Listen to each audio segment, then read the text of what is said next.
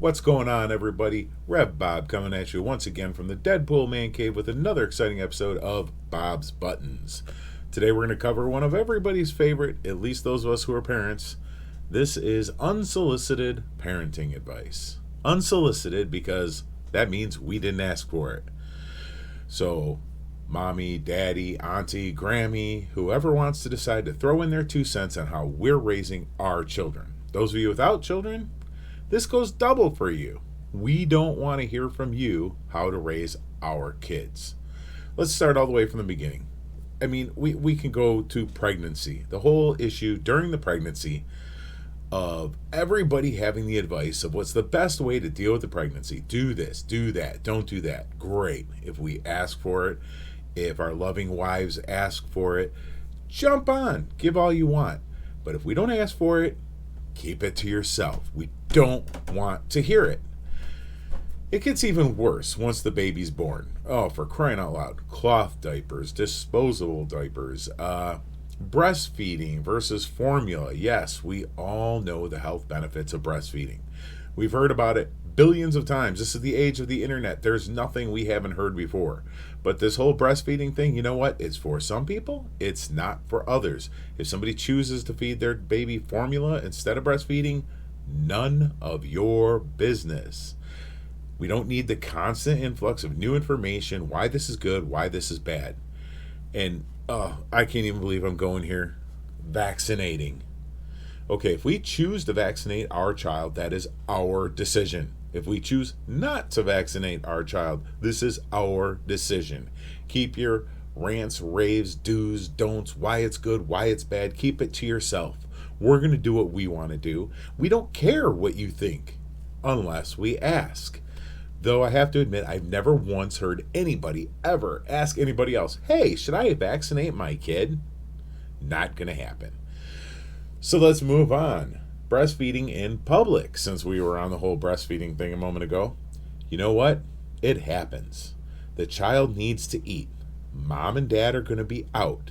You want them to lock themselves in their homes, not go anywhere for the first year because you're worried about them breastfeeding in public. Too bad. Deal with it. It's not like a woman's dancing around a restaurant, flapping them around, saying, here we go, look, I'm feeding my baby. Most of the case, if you're noticing it, it's because you're paying too much attention. Or if you happen to notice it, just keep on scrolling by. It's not your issue. It doesn't affect you. Don't worry about it.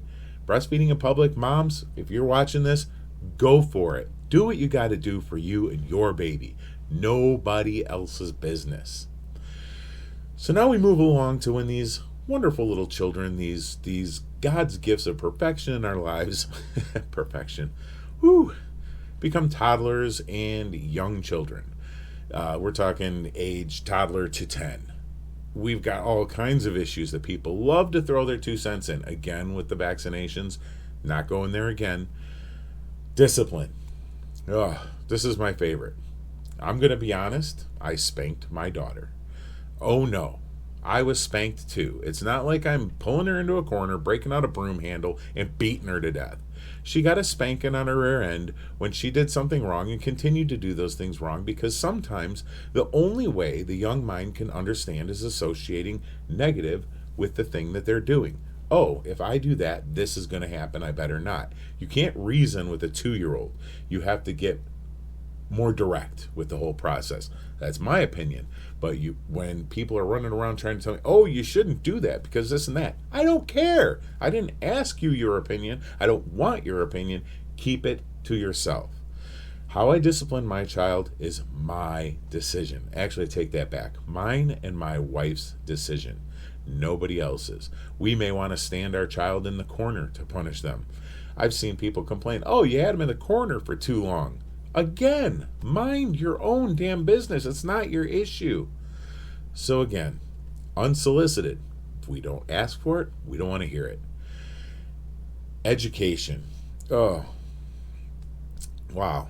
There are so many ways this can go. Some people like the way the public school system works. Some people don't. Some people choose to send their kids to public school. Some people choose to send their kids to private school. Some people choose to educate their children at home themselves. If they're qualified And if that's what they choose to do, great. None of your business. I personally would have loved to have had the money to send my child to private school. I love the way private schools operate, but you know what? I'm not rich that way. My kids went to public school, just like I did. And you know what? I haven't killed anybody yet. So your advice again, unless asked for, unwanted.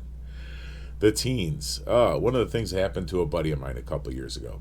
He decided that his teen daughter was not ready for a cell phone. Yes, I know she was in her teens and she didn't have a cell phone. Oh, it's the end of the world. To her, it felt that way.